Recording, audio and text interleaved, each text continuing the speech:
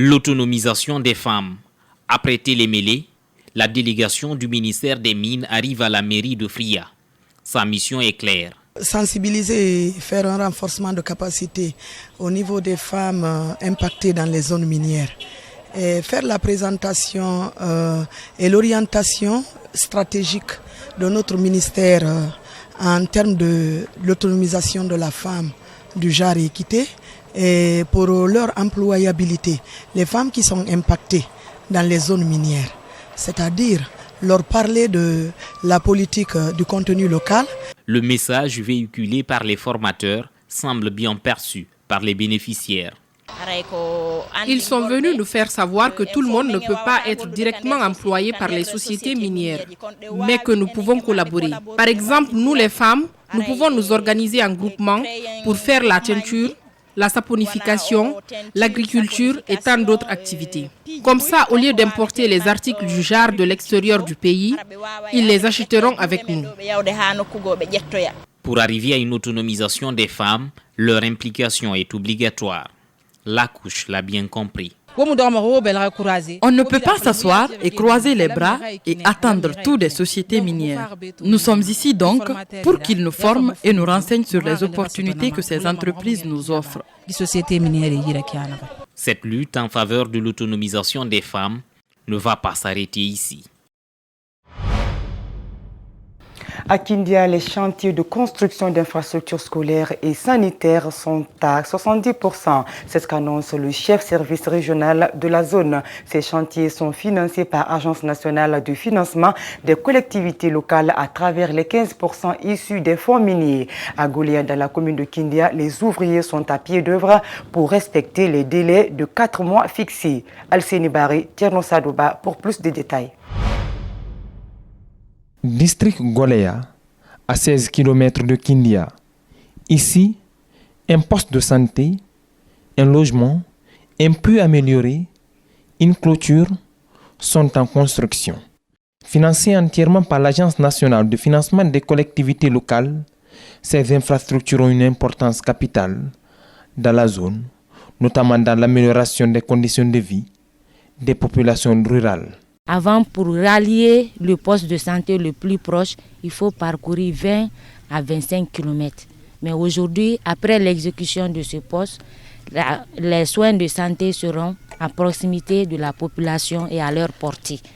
Donc, ça va augmenter leurs revenus. Les dépenses qu'ils faisaient pour le transport, ils ne vont plus faire ces dépenses-là. À Kindia, un autre chantier, l'extension de la mairie, avec un bâtiment R+2 et la construction de 4 salles de classe, 2 blocs latrines au collège Fissa. Avec un coût total de 3,8 milliards francs guinéens, la fin des travaux est attendue avant la fin du mois de décembre. Le changement est total. Déjà à partir de la commune urbaine, vous voyez, l'image de la commune a changé, l'image du collège a changé. Déjà c'est une joie pour la population de Kindia et pour toutes les collectivités. Je demanderai à l'ANAFIC de continuer l'aide après ça, là, de nous aider de plus pour que nos collectivités soient désenclavées. 40 communes rurales, 5 communes urbaines sont concernées par ces travaux de construction d'infrastructures éducatives, sanitaires, entre autres. Aujourd'hui, on peut estimer à 70% d'exécution des micro-projets, à 70%. Il y a des préfectures qui sont vraiment en avance, en l'occurrence Télémélé, Dubreka. Il y a des préfectures qui traînent un tout petit peu, c'est Fourikaria, c'est Koya. Au-delà de ces bâtiments, la plupart de ces ouvriers travaillant sur ces sites sont recrutés dans les différentes localités.